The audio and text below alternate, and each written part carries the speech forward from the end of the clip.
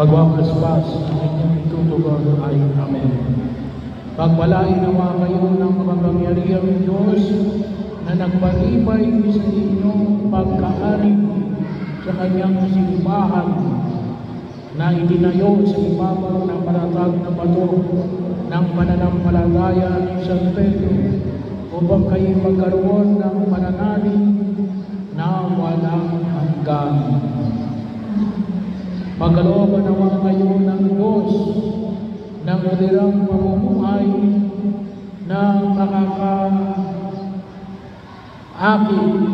sa kapwa-tao para mapalapit kay Jesucristo sa pamagitan ng aral ng pananampalataya na sinikap ituro ni San Pablo na kapiling na magpasawalang hanggan. Ang mga aral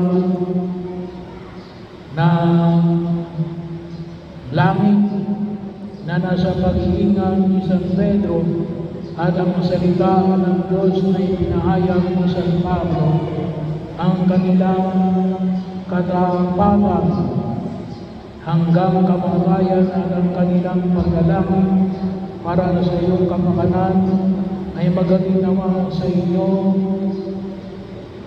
sa kinamtang ni San Pedro, pakundangan sa kanyang pagkapako sa krus at sa pagtanggap ni San Pablo sa karuna ng buhay, pakundangan sa kanyang pagliliis mapugutan. Iyon ay ang buhay na walang hanggan.